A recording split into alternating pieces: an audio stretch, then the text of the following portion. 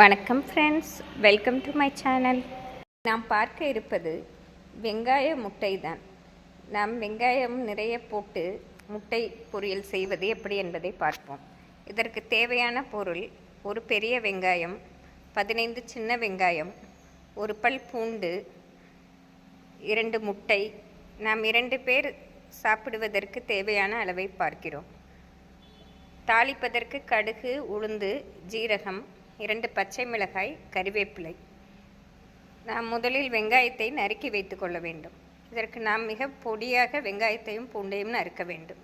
முட்டையை நாம் தண்ணீரில் 3 நிமிடம் முதல் 5 நிமிடம் வரை வேக வைத்து கொள்ள வேண்டும்.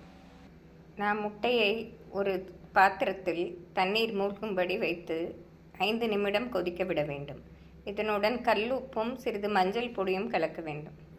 இந்த முறையில் ஒரு 5 நிமிடம் முட்டை வெந்ததும் நாம் எடுத்து உரித்து வைத்து கொள்ள வேண்டும். நாம் இந்த முறையில் வெங்காயத்தை பொடியாக நறுக்கி கொள்ள வேண்டும். பூண்டையும் உரித்து வைத்து கொள்ள வேண்டும். பச்சை மிளகாயை இதேபோல் பொடியாக நறுக்கி கொள்ள வேண்டும். 2 முட்டையை வேக வைத்து நாம் எடுத்துக்கொள்ள வேண்டும்.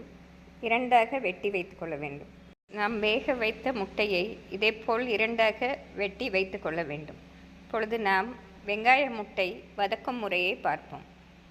நாம் கடாயை அடுப்பில் வைத்து 3 ஸ்பூன் நல்லெண்ணெய் விட வேண்டும்.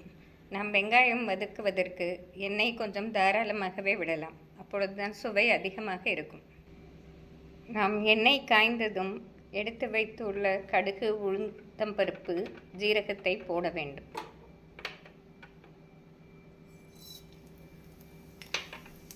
கடுகு பொரிந்ததும் நாம் நறுக்கிய வெங்காயத்தை போட வேண்டும்.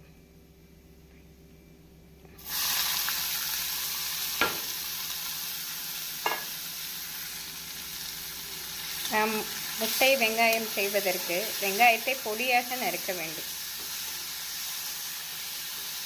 இப்பொழுது நாம் இதனுடன் கறிவேப்பிலையும் பச்சை மிளகாயும் சேர்க்க வேண்டும்.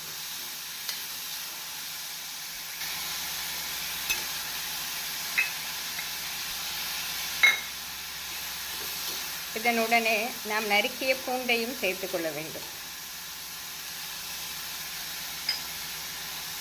இப்பொழுது வெங்காயம் வதங்குவதற்கு தேவையான உப்பை போட வேண்டும். நாம் இதற்கு ராக் சால்ட் போட்டுக்கொள்ளலாம்.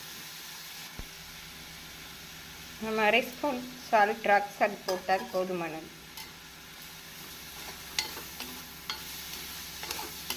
இந்த வெங்காயம் ஒரு 2 நிமிடம் நாம் வதங்கையும் இதனுடன் மஞ்சள் பொடி, தனி குழம்பு மிளகாய் பொடி போட வேண்டும்.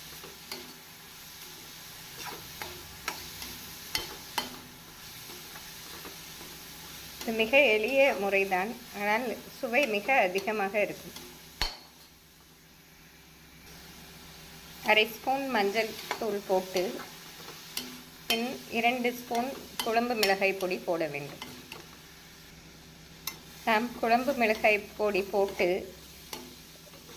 சிறிது நேரம் வதக்கியதும் ஒரு 1/4 டம்ளர் அளவு தண்ணீர் தெளிக்க வேண்டும். இந்த பச்சை வாடை போவதற்காக